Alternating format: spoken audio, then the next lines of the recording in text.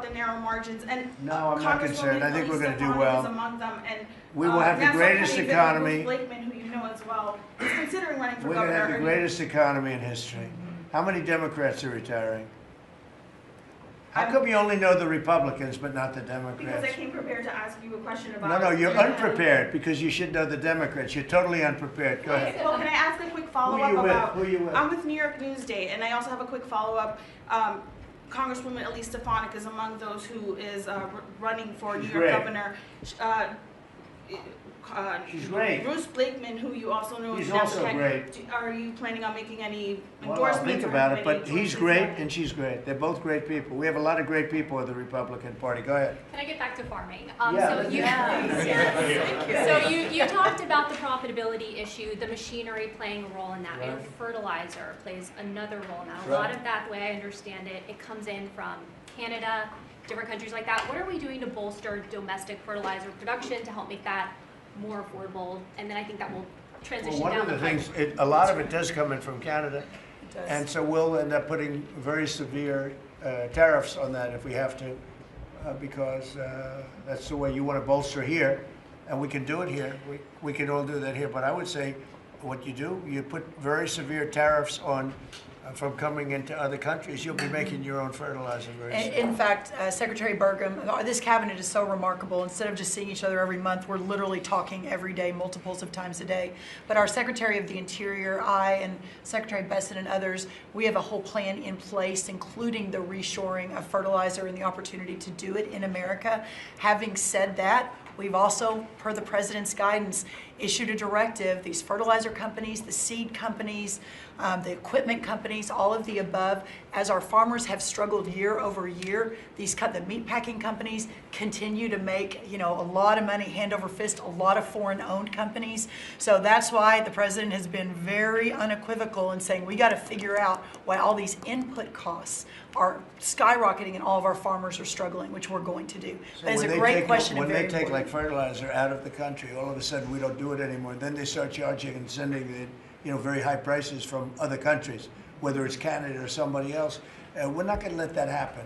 Yeah. Okay? Mr. President, on the quality of foreign produce, you spoke about soybeans and how the quality here in the United States obviously is a lot better. That's what I've heard. Yeah, is the default of this administration, because that's an issue I understand with root vegetables, citrus as well, is the default of this administration that even if it's a little bit more expensive,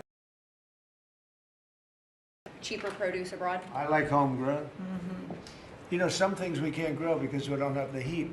There are some things, little delicacies, or maybe not such delicacies, but they grow better in warmer climates, very warm climates actually. But for the most part, I like homegrown.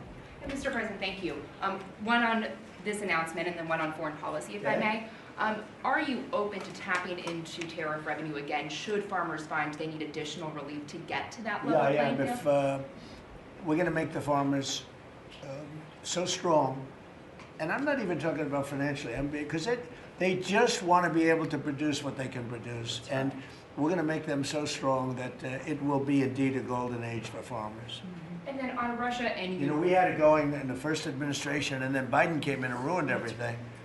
They had no idea what they would. They did. I mean, I think they hated the farmer. I love the farmer.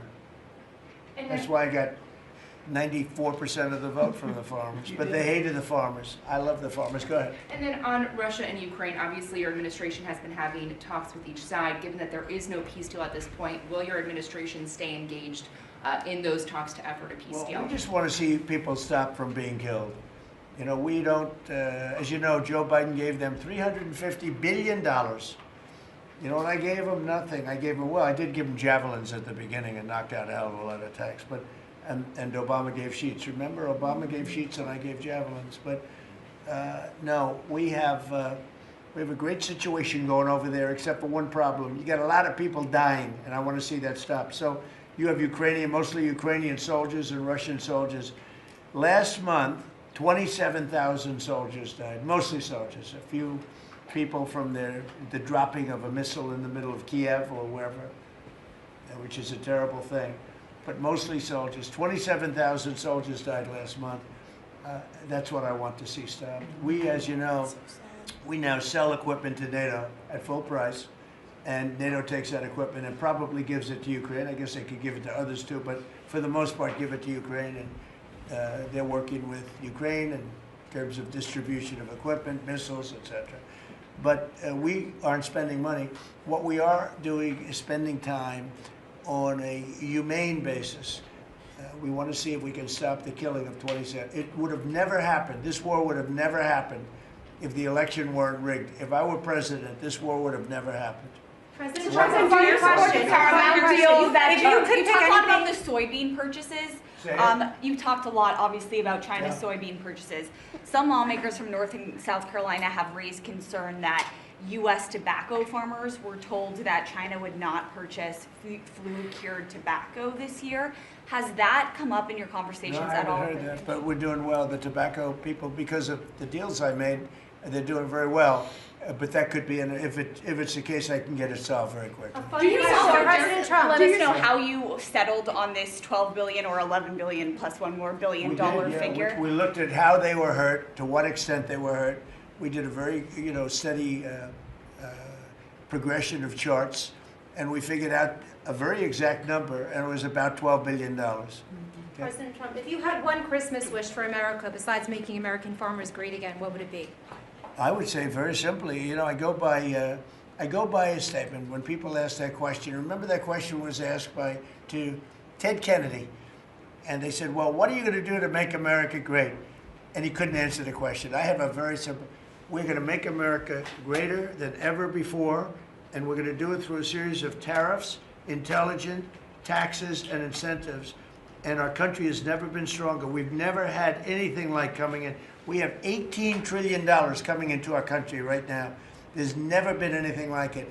And if you ask me that, I'll say I just want to keep doing what I'm doing because there's never been anything like that happened. Do you support The biggest number ever in history was $2 trillion, and we're at $18 trillion. This is money pouring into our country on building car plants, on building AI plants. We just want to keep doing exactly what we're doing because nothing like this has ever happened in the history of the world, not just our country. There's never been, Scott, would you say that's right? There's never been anything like the investments coming into America. So this is President, a record year. Record year.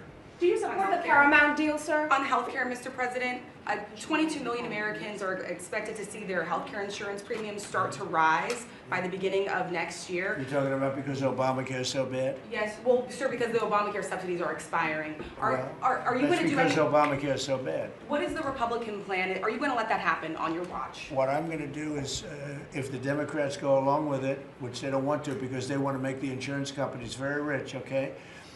I want the money to be paid to the people to go out and buy their own health care instead of paying to the insurance companies, their stock has gone up 1,700% in a short period of time. Did you know that? 1,700. You wish your corn went up, right? But the insurance companies' stock has gone up by 1,700%, 1,800%. They're taking in trillions of dollars. I don't want to pay the insurance companies anything. And I know a lot of them, but they're owned by the Democrats.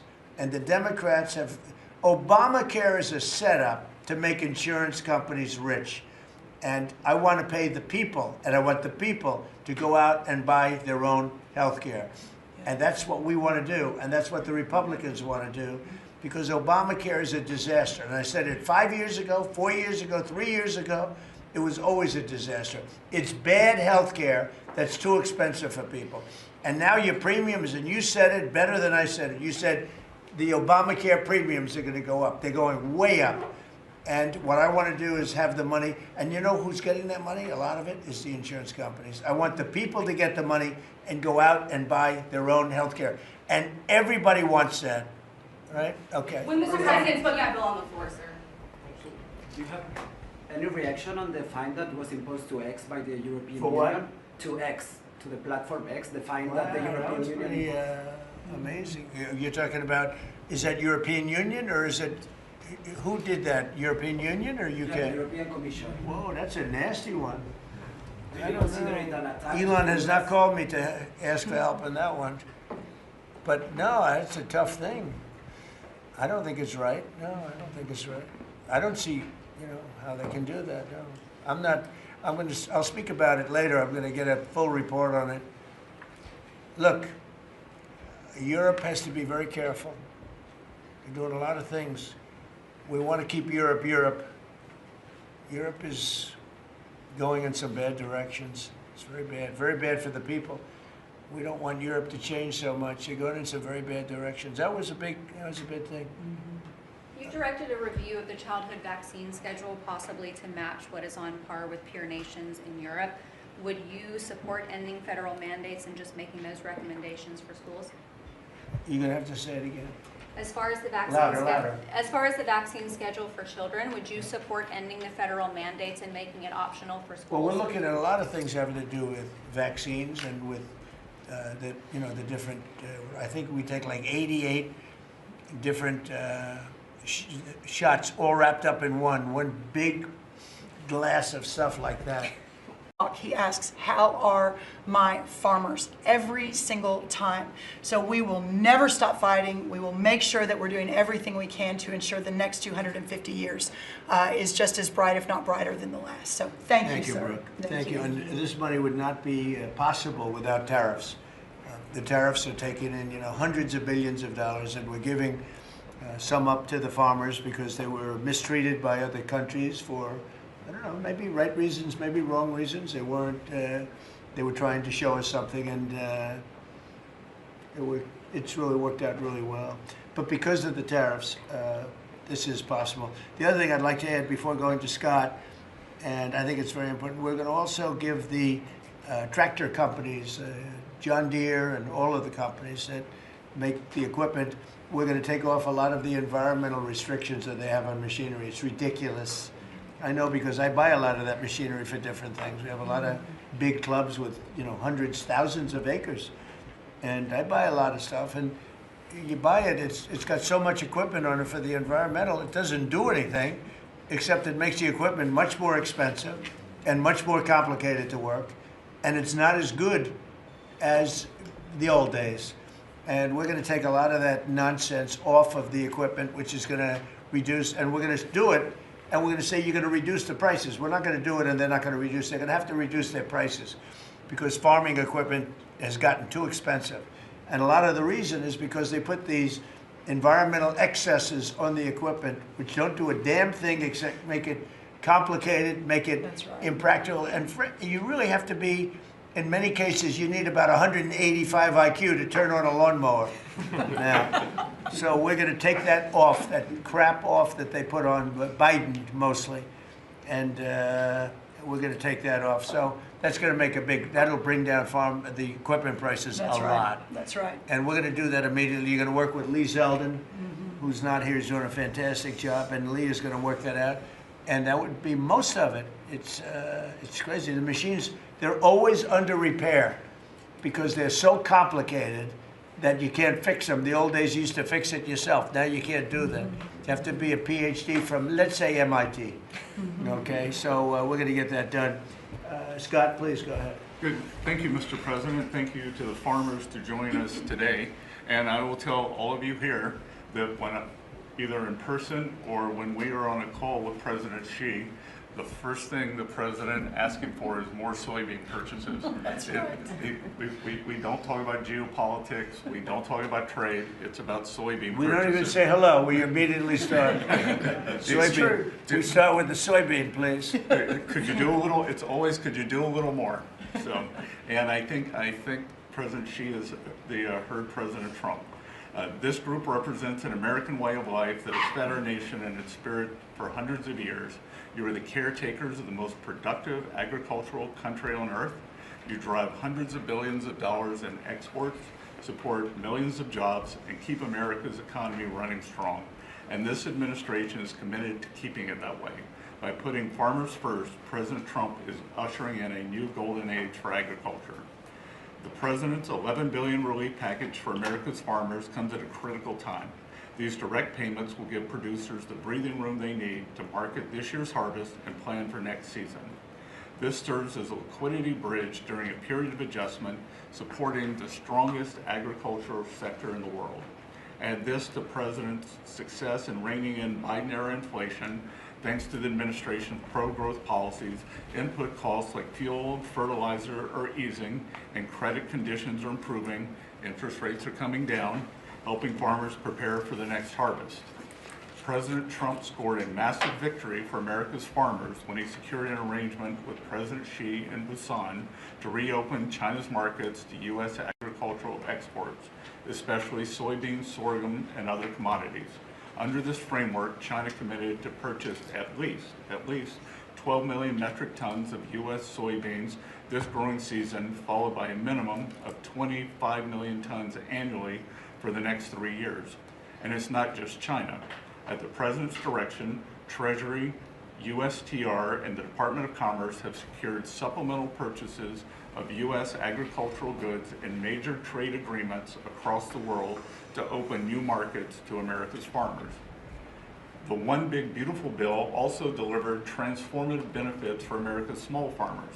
It locked in full expensing for farm equipment and 100% expensing for farm structures built during the President's term. I believe Representative Scott and a group in the House, we were originally just going to do factories, and they called us and said, you need to do farm structures too, and the President said, we're all in. And it extended and enhanced much needed relief from the punishing death tax, giving family farms greater certainty as they plan for the next generation. Mr. President, thank you for putting America first by putting your farmers first. Through pro-growth, pro-farm agenda, you are ushering in a new golden age of American agriculture, and Treasury is proud to help in this. Thank you, Scott. You know what we'll do? We're going to go a little faster because the last meeting we had was 3 hours. We're the most transparent group, so if we can go faster, it'll be great. And then we'll take some questions from the fake news. Is that okay? Kevin, go real fast, Kevin. Yeah, I could go really fast, sir. Yeah. Sir, the farm economy, you always ask me to just get a few numbers to put it in perspective. And as I've looked through the incredible performance of these people that work so hard and are such important people for keeping communities alive, the thing that struck me the most, because you and I were here in the White House during COVID, is that during those terrible COVID times, farm production didn't go down. Like these farmers, they went to work every day and they produced so much. But then Joe Biden came in, so we had COVID, and farm production didn't go down. And then Joe Biden came in and he really wrecked the farm economy. And so during Biden's term, 150,000 farms closed, sir. 150,000 farms closed after we went through COVID and we didn't have a problem. Now, why did we do it? Why were we able to do that? I'm going fast. The first is that, do you know that expenses for farms fell 5% while we were here because of all the things that we did, expensing and everything else? But under Joe Biden, they went up 13% because of all, the regulations, energy, everything else. But the thing that really jumped out at me the most is because you had high growth and low inflation. Interest expense for the farm economy fell $120 million per year while you were there in the White House. But under Joe Biden, it increased by $8 billion per year. And so you wonder why it is that we need this $11 billion, maybe $12 billion to build a bridge loan to America's farmers. It's because we know how to fix it, but there really was a hole that was dug in the previous administration. Thank you. Hope it's fast enough. Good. That was quick. That's good. Appreciate it. Senator, please. Yes, sir. No, thank you so much. Thank you for convening us this great announcement and all your hard work for farmers. I think I was reading the clips, I think yesterday you talked about, Mr. Secretary, about farmers needing certainty, and which is so true. This bridge note is one of those things that provides certainty. I also, as I was reading that, thought to myself, the one thing that farmers can be certain of is the fact that you've got their back, and you proved that through the years in the last administration and now this. I was giving a presentation to the Senate a while back, and I was talking about us having the cheapest, safest food supply of any place in the world. It's not just about the farmers in rural America. And so Marco Rubio was sitting by me prior to coming over here and becoming the great Secretary of State. But he punched me and said, "John, always remind them he was head of the Committee on Intelligence, and he punched me. He said, always remind them, food security is national security. So this is important for so many different reasons. And again, I appreciate you for recognizing that, not only now, but when you were campaigning in your first election, how you treated the farmers in your first administration, and now stepping up. So we look forward to helping you. If we need some additional help, looking to Congress, or whatever, we'll be there for you. So We're taking in so much money with the tariffs now that it's such a pleasure. Without it, we wouldn't be able to help you. We're making a country, we're the richest country in the world now. And, we have a big decision. Hopefully we're going to get the right decision. It's such a big thing in the Supreme Court right now. We have a lot of bad people opposed to us, people that hate our country. Other countries are involved, some real sleazebags that I know. They're trying to take that away from us. And we have other methods, but they're not as powerful. They're not as quick. Some of the wars that I solved wouldn't have been solved using those methods. So it's a very important thing, the tariff. The decision of the Supreme Court's a very important thing. And Scott, we can do it other ways, but it's slow and it's cumbersome, and it doesn't have the power. It doesn't have the national security power that we have. So I hope we're going to be successful. That's all I can tell you. Austin, please. Thank you, John. Well, first of all, President, thank you for the selection of Brooke Rollins as Secretary of Agriculture. That was a big first step. You want to keep her? Absolutely. Can I absolutely butt in and second that? She's not only her, but her staff does a tremendous job. I agree. And remember eggs? Remember we came in and absolutely the people in the media. I'm going to be nice. People in the media were 3 days into office, Susie, right? They're saying egg prices are up like 90% more than that. And I said, I just got here. I didn't know about it. Anyway, she got those prices down to below what they were before. She's doing a great job. Now beef is starting to come down, and some other things are starting to come down. Again, we inherited these problems, but we're getting them down. Go ahead, please. She's a fact-based decision maker, and the egg issue is where I learned about her. She said, we're not going to use a vaccine that doesn't work. We're going to develop a vaccine that does. Right. And that is 100% what it takes. And so we have to make decisions based on facts. And President Trump, the trade issues, I want to thank you for exposing what other countries are doing to us. Yep. I want to mention one specifically for the benefit of Kevin and Scott. I hope they're paying attention to it, but the European Union deforestation regulation, where they are imposing on our landowners rules that were established for Brazil, and now they're telling the American farmer what they can and can't do on their own land through this European Union deforestation regulation. Now, what does that tell? Explain that. They are telling the American farmer that if their timber is cut and they are going to use that land for pasture land or for production agriculture, that they will not take the timber or the byproducts from the sale of that timber. And I have talked with James a little earlier about we need to make it clear to Europe, Mr. President. If you could give me a 2-paragraph statement on that, I will give that to them, and they will do what they have to do. Yes, sir. We're always helping them, and they do this kind of stuff. And they pass little regulations that cost billions of dollars. It takes them 2 minutes to do it. They do it. Very tough. No good. You give me a couple of paragraphs. That's all. We don't have to do a lengthy study, and I'll get that changed fast. Okay? Thank you very much, President. We love you. It's incredible. It's incredible. I mean, every day it's something else. A country that can't feed itself doesn't know what freedom is. And so thank you for making sure that our farmers have the tools that they need so that we as a country can feed ourselves. Well, just what you said to me about, the European Union. Now, that guy's the European Union, right? We have to be able to act quickly with tariffs. We can't just, go to a committee, go to a study that takes 7 months and talk. We got to be able to act quickly. So thank you very much. Thank you. John? So thank you. I think that's the message from Farm Country is thank you very much. In the Working Family Tax Relief Act, or as my young staffers call it, OB3, there is a tremendous amount for farmers and ranchers. You mentioned the credit as far as estate tax, which is so important, you analyzed it just right. But also in there, we enhanced ARC and PLC, which is a countercyclical safety net, thanks to the strong leadership of Senator Bozeman and our colleagues in the House. But we also included the Farmer Act, which was my bill to make crop insurance more affordable. These tools will kick in next year, Mr. President, in a big, big way for our farmers. Big time. And people aren't even really looking at it yet. But it's going to be a very big deal. So today is all about bridging to get there. And I want to thank Secretary Bassett and Jameson Greer. They're tremendous. And they're negotiating hard out there for farmers and ranchers. And I know it's because you're setting the tone. But this is that bridge. And so we need to come back to Secretary Rollins.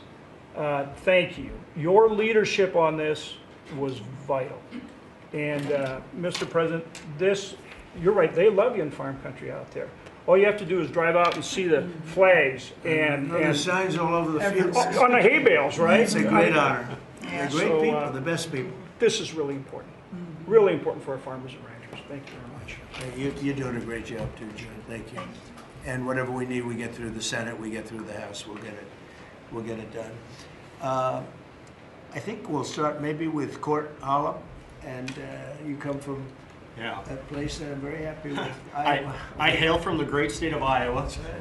You know, I'm surrounded here by some of the greatest farmers in the area, and from across the country. Anything from rice farmers, we've got all sorts of cotton farmers, everything. Everything is here represented so well. And first off, from me, I want to say thank you for this bridge payment. It's Christmas early for farmers. And just to kind of have an icebreaker here for the story, I've got a 2-year-old little boy at home. 2-year-old little boy and a 4-month-old little girl. And the other day I was reading my little boy a story at night, putting him to bed, and he said, "Daddy, I don't want Santa Claus to come to our house for Christmas. I want President Trump." And I think, Mr. Trump, I think you brought Christmas to farmers. With this bridge payment, we'll be able to farm another year, help us get by. It's such an honor to be here with you. I lost my grandfather in a hard hand in 2002 in a farming accident. And he instilled in me at an early age to love the land, to take pride in what we do. Was that a machine accident? It was a machine accident. And it gets in your blood to farm. It's in our blood. Despite what happened, I want my 2-year-old to farm. I want my 4-month-old daughter to have an opportunity. And what you're doing here in DC is working. You have a backbone to stand up to other countries for trade. You're getting things done. Tax provisions. I'll be able to potentially pass on a farm to my children because of you. Ethanol. You're working for ethanol. Trying to get E15 year-round. We're dealing with California. Prop 12. Let's continue to work on that. I think we can have a lot of domestic product used here in the country, and we can keep America first, and you're good at that. That is who you are. And if we keep that E15, you could have the biggest... E15 is a big deal? E15 is a great deal, year-round. Okay. You could have the biggest stamp. I did that. Trump did that, and we would thank you. Farmers would love you more than anything if we could continue that. Continue to use domestic product, use the byproducts, and even be able to export to other countries. And so what you've done here, and just having us here in the White House with you, sitting beside the Secretary and all these other great individuals here, what a true honor. And I will take pride in this meeting, and I will take this home for many generations to come. And because of what you're doing, hopefully them generations can stay on the whole Bland farm. Well, we're going to bring you into the Oval Office when we're finished, okay? The farmers, nobody else, just the farmers. And we'll take some pictures. Our representatives also. Okay? We have to let them, because they're doing a great job, John and Austin. We appreciate it. You're doing a great job. Meryl, go ahead, please. Tell us about rice. Rice. Well, thank you, first of all, for inviting me here. And my friend, the secretary, you have an incredible lady right here. She really is. Along with being a mother of 3 and a wife, I run my family's agribusiness, Kennedy Rice Mill, in a little town called Marouge, Louisiana, about 1,000 people in the northern part of the state. We employ around 150 people, taking rice from the field to a finished product, supplying some of the largest food companies that many of you would know here domestically, but also abroad. And my sisters and I, because there is 4 of us, right? I'm the youngest of 4 daughters, started our own rice brand a few years ago to just tell the story of American agriculture that hadn't really been told before. But I wish I was here under better terms. I'll tell you, I think the rice industry thanks you sincerely for what you have done for the California rice market into Japan. It has been monumental for our industry.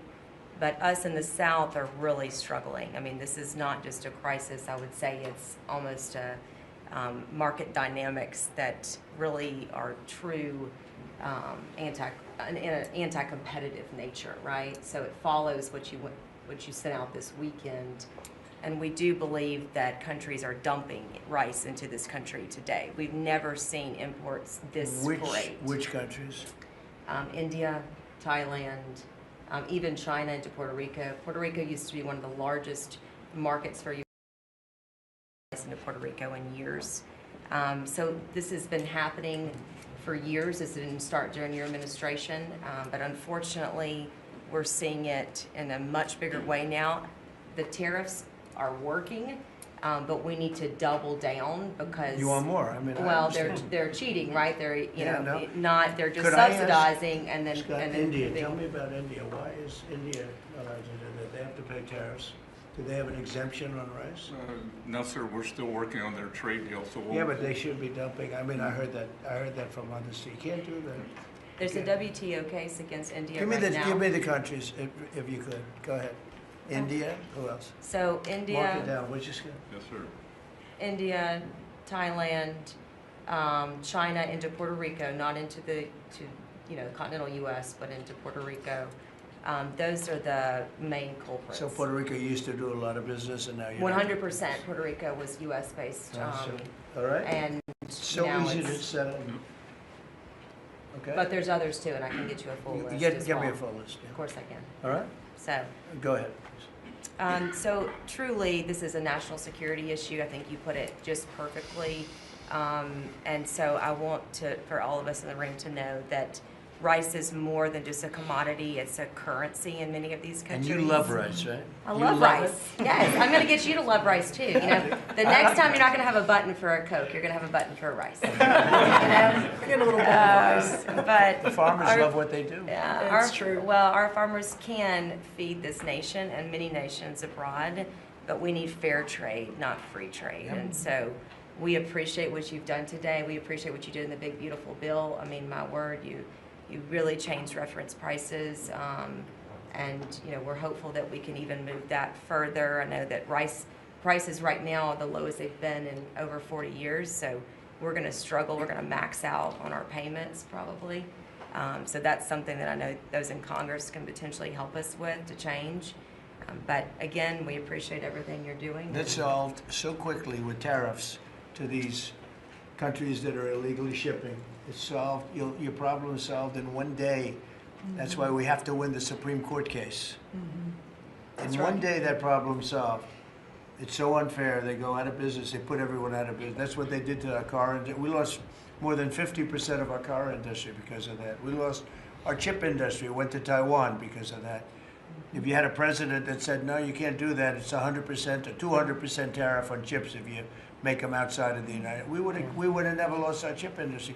But we're going to have 40 or 50% of it back very shortly because they're all coming in now from Taiwan. They're building chip companies. But it's the same thing with rice. Thank you, darling, very much. Well, thank really you. Nice. Well, it'll be good. We'll get it solved very quickly. We just need the countries. We just give us the names of the countries. Yeah. Tariffs, again, it solves the problem in 2 minutes. Yeah, they've bought the largest brands at retail too, right? So they have an incentive to subsidize their products so that they can keep it on the shelf. Yeah, who did that? The Indians own the 2 largest brands. And we'll take care of it. It's Thank it's so easy. So, do you have any questions? Yes, President Trump. How are you? How about keeping it on farming? Your team answered all of my questions on Boats. farming, but I do. Do you have a farm Mr. question? President, in the interest of affordability with this aid package, I assume that that's something you want consumers to see before midterms next year. How quickly will that affect prices at the grocery store? Well, I think the prices are going to be going down already. I mean, the prices are way down. We brought prices way down from what it was. We inherited high prices. We inherited the biggest inflation in the history of our country. That means prices going up. And we brought it down very substantially. Now inflation is essentially gone. We have it normalized, and it'll go down even a little bit further. You don't want it to be deflation either. You have to be careful. But we brought it way down. We had inflation that was the highest in the history of our country. They say 48 years, but I say the history. 48 years is pretty bad too, right? So we're solving those problems. President Trump, We're bringing them way down, yeah. Would you consider MAHA incentives for farmers that go by MAHA guidelines? Well, a lot of the farmers like those MAHA guidelines, yeah. So, I mean, they do. We like MAHA. How do you feel about that? Let me answer that. So this is another reason, I didn't mention it, but this is another reason I think that what we're moving into is a golden age for agriculture. As Secretary Kennedy and I, and across our cabinet with the president's leadership, focusing on making America healthy again, the undergirding foundational effort in that is our agriculture industry. It is our farmers and our ranchers. So as the new dietary guidelines come out in early January, where USDA alone spends $400 million a day on nutrition programs, that's a whole other SNAP, fraud, etc. But when you think about what a market mover that is, as we begin to move the market toward more locally produced, American-made, healthier products, closer to the schools, the hospitals, etc., you again begin to open up so much of the market for the great products produced by these farmers instead of ultra-processed foods out of a box. So there's a lot that's going to be coming on that as well. I'm really excited. I have one more question. It's not related to farming, but if you'll entertain. I'm Kara from Lindell TV, Kara Kashnov, and I'm not fake news, just so you know. And everybody's talking about the pipe bomber over the weekend, the suspect that was taken into custody. I reported on Biden's kangaroo court for 4 years, and this is an important question to me. Everyone knows that J6 was a Fed's direction to set you and your supporters up. So my question is, what's your gut instinct about the new pipe bomber suspect taken into custody? Does your instinct tell you that he acted alone? And also, Mr. President, how do you feel about the lead prosecutor on the pipe bomber case? Jocelyn Ballantine is the same prosecutor that allegedly asked the J6er to lie to frame you for J6 when you did nothing wrong. What are your thoughts? Well, thank you. I really appreciate that question. It's sort of a statement, and I appreciate it very much. Jocelyn is being looked at. They all have to be looked at. What they're doing is so bad. This was a whole Democrat hoax. The whole thing was a Democrat hoax, and it's all being looked at. I appreciate that. Is this the final aid package, Mr. President, or is more expected? Is this the final aid package, farm aid package? It depends on where we go. China's buying a lot. Other countries are buying a lot. And, you know, the interesting thing about the farm, they don't want aid. They want to just have a level playing field. No, please. I've seen that more with farmers than anybody else, any other industry, right, Deb? Right. We've seen it more with farmers where I've had meetings like this, primarily in the first term, and we did a great job. We turned it around. This is going to be the golden age. But the farmers don't want aid. They want to have a level playing field, because if they have a level playing field, they'll do better than anybody else. They're better than anybody else. Our product is incredible. Our machinery is incredible, right? I mean, we do have the best machines. It's a very big statement I made, though. The environmental excess that we have put onto our tractors and all of our machinery. Do you all agree with that, by the way? Oh, yes. You don't It's got to go. It doesn't do anything except make the machines break all the time. Yeah. And I must say, I like to buy old machinery. I said, buy old, because it's better. The new stuff is terrible. It never works. Never works. Mr. President, you said that you would have Mr. President, you said you would have no problem with releasing the full video of that strike on September 2nd off the coast of Venezuela. Secretary Hegseth now says.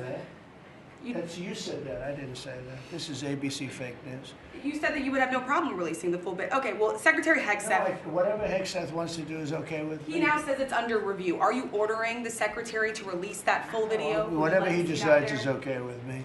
So every boat we knock out of the water, every boat, we save 25,000 American lives. That was a boat loaded up with drugs. I saw the video. They were trying to turn the boat back to where it could float. And we didn't want to see that because that boat was loaded up with drugs just like everything else. But every boat we shoot down, and I don't know if you know, we're 92 or 94% down in drugs coming in by the sea. And we're trying to find who are the 6%. Because I don't know, people aren't liking to drive boats right now loaded up with drugs. But every single, think of that, every single boat we shoot out, on average, we save 25,000 American lives. Do you feel okay about that, Court? Keep us safe. Okay, I know my man. What about you, Bill? Are you okay with that? I'm totally fine with that. Are you committed to releasing the full video? Didn't I just tell you that? You said that it was You're up the to most Secretary Hicks. obnoxious reporter in the whole place. Let me just tell you, you are an obnoxious, actually a terrible reporter. And it's always the same thing with you. I told you, whatever Pete Hegseth wants to do is okay with me. Touch on the midterms, and I just have a quick question. There's at least 20 House Republicans who have either said they're going to retire or not run again. Do you And have any Democrats concerns also. about the And Democrats Right. also. Do you have Well, any? why don't you mention them? How many Democrats are going to retire? How many Democrats? Well, that's what I was going to ask you. But Do you why don't you have tell me the number of Democrats too? You tell me Are about. you concerned about the narrow margins? And No, I'm not concerned. I think we're going to do Congresswoman well. is among them, and We will have the Nassau greatest County economy. Bruce Blakeman, who you know as well, is considering running for We're going governor. to have the greatest economy in history. How many Democrats are retiring?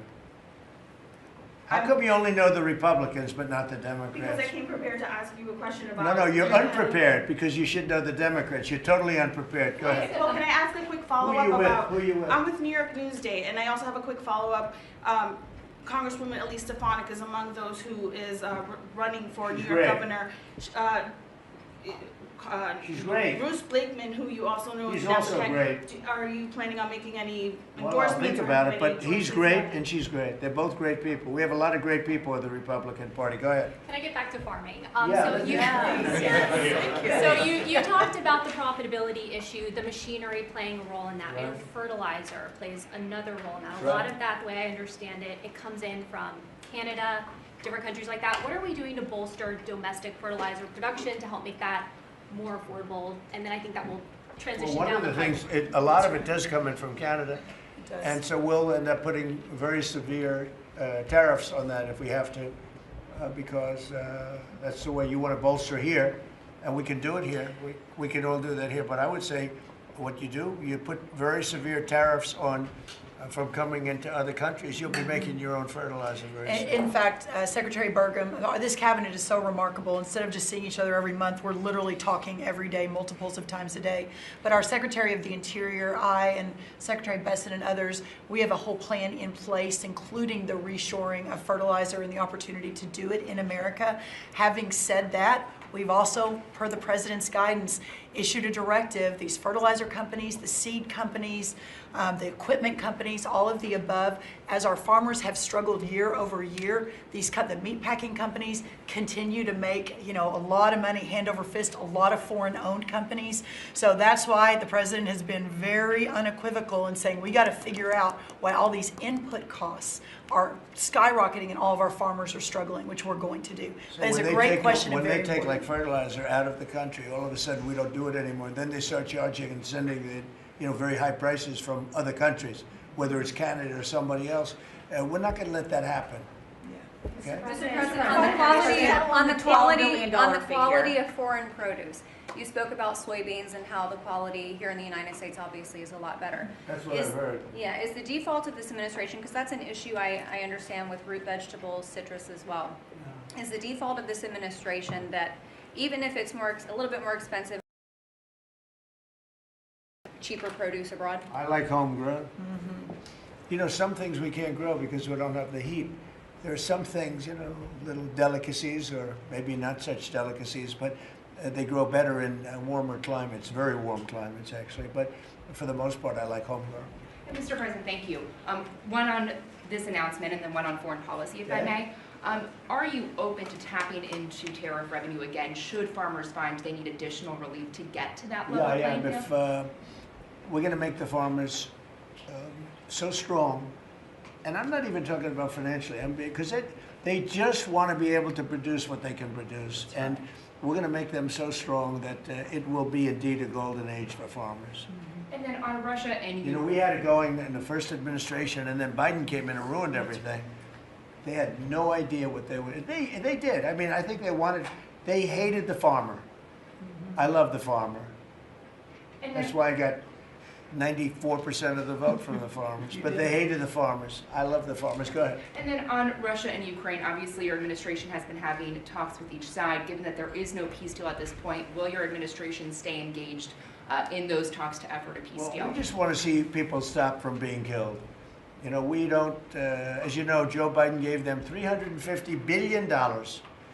You know, and I gave them nothing. I did give them javelins at the beginning and knocked out a hell of a lot of attacks. But and Obama gave sheets. Remember, Obama gave sheets and I gave javelins. But no, we have a great situation going over there, except for one problem. You got a lot of people dying, and I want to see that stop. So you have mostly Ukrainian soldiers and Russian soldiers. Last month, 27,000 soldiers died, mostly soldiers. A few people from the dropping of a missile in the middle of Kiev or wherever, which is a terrible thing. But mostly soldiers. 27,000 soldiers died last month.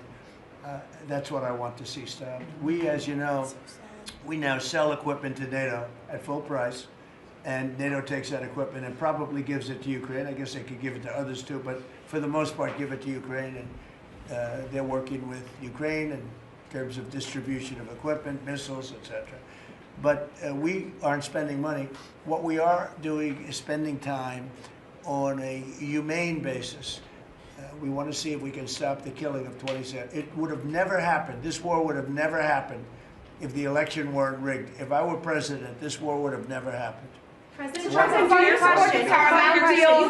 could talk about the soybean purchases. You talked a lot, obviously, about China's soybean purchases. Some lawmakers from North and South Carolina have raised concern that U.S. tobacco farmers were told that China would not purchase flu-cured tobacco this year. Has that come up in your conversations at all? No, I haven't heard that, but we're doing well. The tobacco people, because of the deals I made, they're doing very well.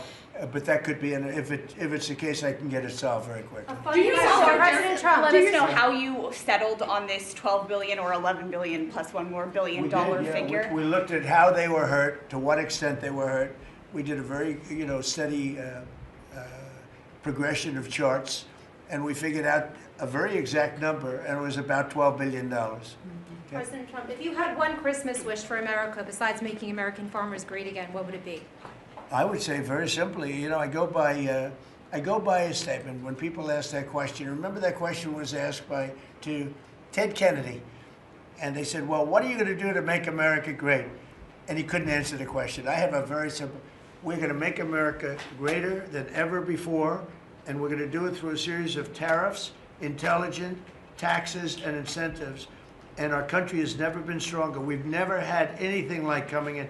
We have $18 trillion coming into our country right now. There's never been anything like it. And if you ask me that, I'll say I just want to keep doing what I'm doing because there's never been anything like this happen. Do you support the biggest number ever in history was $2 trillion, and we're at $18 trillion. This is money pouring into our country on building car plants, on building AI plants. We just want to keep doing exactly what we're doing because nothing like this has ever happened in the history of the world, not just our country. There's never been, Scott, would you say?